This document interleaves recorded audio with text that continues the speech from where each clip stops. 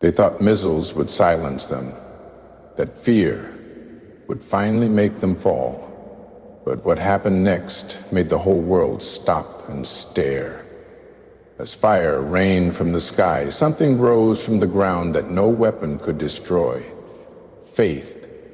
This isn't just another story of war. This is a story of unshakable hearts, of people who stood tall when the world expected them to break. This is about Muslims who didn't flinch, who didn't run, who whispered Allahu Akbar while the earth trembled beneath them. You're not just here to listen. You're here to feel the power of a truth that can't be buried by bombs or silenced by fear. From the ashes, a message was born, a message the world can no longer ignore. And if you stay with me till the end, you'll understand exactly why. They couldn't break them because they were built by something eternal. When the missiles came down, they came to destroy more than buildings. They came to break willpower, to turn hearts into ash, and to silence the courage that has lived in Muslim lands for generations. It was never just about the physical damage. They aimed for the spirit, for the core, for the soul of a people whose resilience has always been misunderstood. The world thought that as the bombs fell, so would the people, that under the weight of destruction they would finally bow, finally scream for mercy, finally give up. But instead, the world witnessed something they didn't expect. Muslims standing firm, unshaken, unbroken, and unwavering. These weren't soldiers in armored suits. These were mothers shielding their children with nothing but a prayer. Fathers carrying the wounded with hands cracked by labor and grief. Young boys reciting verses from the Quran as the sky exploded above them. The streets weren't empty. They were filled with faith. Every explosion was answered by a whisper of Allahu Akbar. Every attack was met with a patience that no weapon could destroy. They stood not because they weren't afraid, but because their fear had been surrendered to something greater. Because when you believe your soul belongs to Allah, you fear nothing that man can do to your body. It's easy to talk about courage when you're safe behind walls. But true courage is when the walls are crumbling around you and you still find the strength to stand. When the missiles fell, Muslims didn't scatter in shame. They gathered in mosques, even half-destroyed ones. They didn't question their faith. They turned to it with more urgency than ever. They didn't ask, why us? They said, Ya Allah, grant us strength. This is what the world missed for so long, that this Ummah, this nation of believers, has a source of power that doesn't run on politics or weapons or money. It runs on conviction, on history, on a promise from their Lord that no struggle is wasted and no pain goes unseen. While some watch with pity, others with confusion, those who truly understood knew that this wasn't weakness on display. It was strength in its purest form. The strength to keep going when you've lost everything. The strength to still believe in justice when you've been denied it over and over again. The strength to say we belong to Allah and to Him we return, not with despair but with dignity. That night, as missiles fell from the skies, something else rose from the ground. Proof. Proof of what Muslims are truly made of. And it was a sight the world will not forget. The world watched through screens, seeing buildings crumble and streets coated in ash. But what they didn't see was what truly mattered. The invisible force that held people together in the face of catastrophe. The media showed us smoke, sirens, and shattered glass. But they didn't show us the unwavering eyes of the mother who lost everything and still whispered Alhamdulillah. They didn't zoom in on the father digging through rubble with bare hands while reciting verses of the Quran. They didn't capture the silent bravery of the child who stood outside a broken school, still holding a backpack, still believing in a future. They framed it as a tragedy, and it was. But it was more than that. It was also a testimony of strength, not born from weaponry, but from the soul. A testimony of people whose homes were crushed, but whose hearts refused to collapse. Muslims across the world saw through the headlines. They didn't just see victims. They saw reflections of themselves. They saw their own prayers, their own mothers, their own communities echoed in the streets of Gaza, the alleys of Lebanon, the courtyards of Yemen. And what the cameras failed to catch is that the rubble was not just rubble. It was sacred ground, ground soaked in patience and sacrifice and faith. What they didn't record were the hands raised in dua amidst the debris. What they missed were the moments when people lined up to give charity, to give blood, to give whatever they had, even when they barely had anything left to give. That strength didn't make headlines, but it moved mountains in the hearts of those who understood. The media doesn't know how to report on resilience.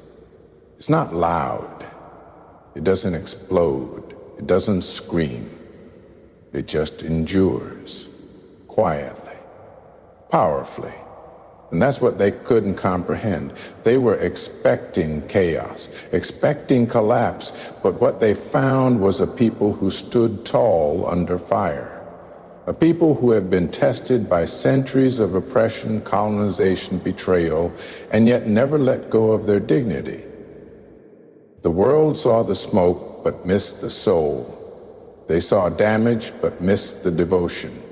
They saw destruction, but missed the defiance in the eyes of those who said, "We are still here." Muslims didn't need the world's sympathy. They didn't ask for pity. What they showed was something far greater. They showed that even when the world forgets your humanity, you don't have to. You can still walk through the ashes with your head held high, knowing who you are, knowing who you belong to. That's what the media missed. But that's what the world is slowly beginning to see. While the world calculated power in bombs and bullets, Muslims across the globe were counting on something far greater: faith. Not the kind that wavers when the skies turn black, but the kind that grows deeper in darkness. The kind that doesn't disappear when tested, but instead shines even brighter. As missiles thundered down and the ground trembled under innocent feet, Muslims didn't run toward panic. They turned to prayer. They didn't reach for revenge. They reached for patience. Because when you trust in Allah, truly trust Him, there's a calm that no enemy can shake and a resolve no force can destroy. This wasn't weakness. This was strength in its most raw and sacred form. The kind of strength that isn't born in comfort, but in struggle. Muslims stood unarmed, many with nothing more than the clothes on their backs, yet their hearts were fortified by something the enemy couldn't touch. Tawakkul, complete reliance on the one who sees all, knows all, and controls all. They understood something the world still struggles to grasp. That true power comes not from what you hold in your hands, but from what you carry in your soul. And when that soul is anchored in faith, no missile can truly land where it matters most. The world expected to see fear, but they witnessed a strange kind of peace. The kind of peace that comes from knowing this life is temporary. The kind that understands pain in this world is not punishment, but purification, that death is not defeat, but a return to the most merciful. So, even when homes crumbled and lives were lost, you saw men raise their hands and say, "Waha ha Allah, Allah is sufficient for us." and he is the best disposer of affairs. And they meant it. They meant it when they buried their children. They meant it when they stood on broken streets and prayed Fajr. They meant it when they whispered Bismillah before lifting a fallen stone or carrying a wounded soul. That trust, that faith, is what the enemy never prepared for, because it can't be bombed, hacked, or invaded. It lives in the unseen, and it moves people to rise when the world expects them to fall. Muslims have always carried this force, from the earliest battles of Islam to the modern battlefields of today. It is a trust that fuels resistance without hate, a patience that absorbs pain without surrender. While their enemies came with fear, they met them with faith. And that faith is what shook the world. Because when a believer stands before death with contentment in their chest and the name of Allah on their lips, it's not the believer who is weak. It's the world that doesn't understand what strength truly looks like. They tried to write Muslims out of history, to erase their victories, bury their brilliance, and silence their legacy. From the fall of Andalusia to the burning of Baghdad, from the colonization of Muslim lands to the redrawing of borders by foreign hands, every chapter of pain was meant to end in disappearance. But instead of fading into silence, Muslims kept writing. They wrote with their endurance, with their resistance, with their belief that history does not belong to the one who shouts the loudest, but to the one who remains standing when the dust settles. Empires rose and fell trying to wipe Islam. This wasn't just another chapter in the story of war. It was a statement written in blood and belief. As missiles tore through the night skies and explosions lit up the darkness, the world held its breath, expecting surrender, expecting silence, but instead what emerged was a voice. Not a scream, not a cry, but a declaration. A calm, clear message that echoed louder than any blast. We are still here. We are not broken, and we will not be erased. Because this was never just about land or politics or power. This was about identity, about the unwavering truth of what it means to be Muslim, even when the world tries to define you by pain. The resilience that unfolded wasn't temporary. It wasn't a flash of defiance. It was a legacy unfolding in real time. From every cracked wall where children scribbled Quranic verses, to every martyr's grave wrapped in a simple white cloth, to every whisper of La ilaha illallah in a moment of fear, the world saw that this wasn't just survival, it was faith in motion. The missiles came to destroy, but they only peeled back the layers of something deeper. Conviction. Conviction that no matter how dark it gets, light belongs to those who remember Allah. Conviction that justice may be delayed, but it is never denied by the one who sees all. Conviction that even in loss there is victory when your soul remains intact. This moment wasn't about retaliation. It was about revelation. A revelation to the world that Muslims are not defined by the chaos around them, but by the calm within them. That Islam is not just a belief system, it's a way of standing, a way of breathing through pressure, of walking through storms with your head high and your heart surrendered only to the Creator. And when you walk like that, the world can't help but notice. The world expected ashes. Instead, it got awakening. An awakening that Muslims are not the broken shadows of a once great civilization. They are the living pulse of something timeless, something rooted in divine truth. This wasn't just a test of endurance. It was a moment of exposure. It exposed the cruelty of those who bomb, but also the beauty of those who believe. It showed the world that to be Muslim is to carry centuries of trial, and still smile with faith, to face injustice with sabrah, to answer hate with strength, and to know that even if the world turns its back, Allah never does. And so this moment became a message not written in ink, but in tears, prayers, and resistance. That Muslims may bleed, but they rise. They may cry, but they praise. They may fall, but they never fall apart. And that is what shook the world, not the missiles, but the meaning behind the people who stood unshaken beneath them.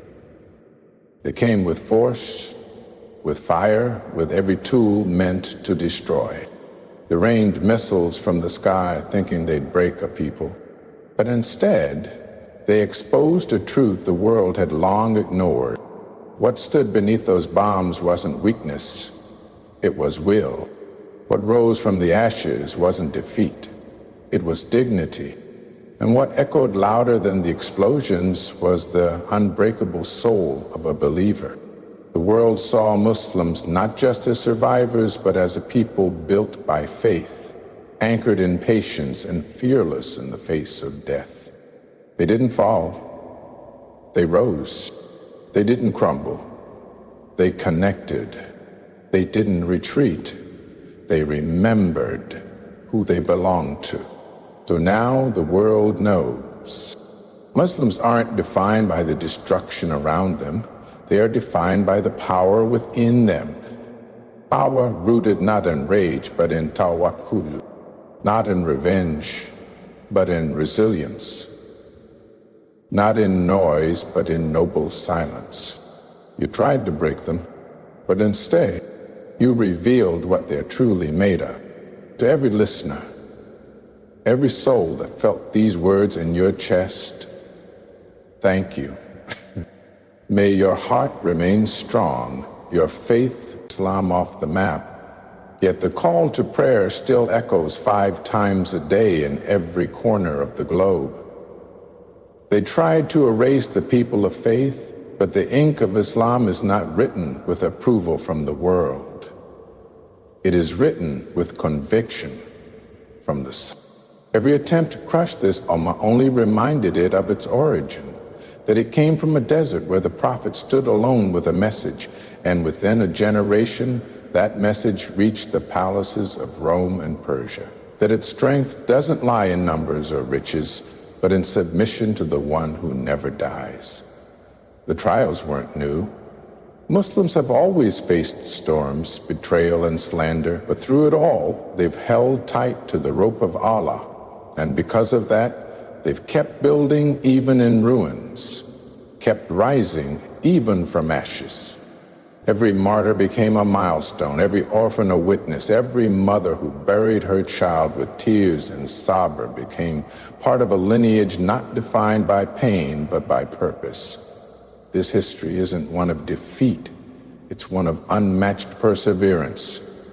While others tried to define Muslims through conflict, the Muslims redefined themselves through worship, through unity, through unrelenting hope. The stories of Muslim resilience were never meant to be told by the world, they were meant to be felt by the believers. And now, the world is starting to feel them too. This generation carries the echo of every prayer made in secret, every sacrifice made in silence, every truth spoken in chains. They were never erased. They were engraved in hearts, in soil, in scripture. And now that courage, forged by centuries of trial, is rising again, not as a memory, but as a movement. The message is clear. You can't erase a people whose foundation is faith. You can't silence a voice that speaks from the soul. And you can't break a nation that knows it was built not on fear, but on the promise that Allah is with the patient. The world turned its eyes to the Muslim lands, expecting to see fear, expecting to see weakness, expecting to see a people finally brought to their knees. As the bombs dropped and the threats mounted, they watched closely, ready to declare victory not just over borders, but over belief itself. But what they witnessed instead was something that stopped them in their tracks. Because when the smoke began to rise, so did something else. Dignity, and not the kind of dignity that is taught in textbooks or given in parliaments, but the kind that lives in the heart of a people who know exactly who they are and exactly who they belong to. From the streets of Gaza to the rooftops of Sana'a, from the mountains of Lebanon to the towns of Iran, a different kind of unity began to rise. It wasn't political. It wasn't staged. It was real, it was raw, and it was powerful. Muslims who had been divided by borders and languages suddenly remembered that their bond was never geographical, it was spiritual. That the blood of one Muslim mattered to another, no matter how far. That the pain of one family echoed across oceans. That the cry of a mother in Palestine reached the heart of a youth in Malaysia, in Nigeria, in London, in Jakarta. The world expected chaos, but what they saw was purpose. The enemy expected Muslims to turn on each other, to blame, to fragment, but instead, there were marches, there were du'as, there were voices rising across every continent saying, "We see you, we hear you, we are with you." That is the power of this ummah. It does not need to be loud to be strong. It does not need to rule to be united. Its strength comes from the connection that lives beyond this world, a connection that says we are one body, and when one part is in pain, the whole body aches. What shook the world wasn't just that Muslims endured, it was that they endured together. Even when leaders were silent, the people were not. Even when media distorted the truth, the hearts of the believers carried it clear. That collective strength, that unity born of faith, is something no weapon can break and no propaganda can erase.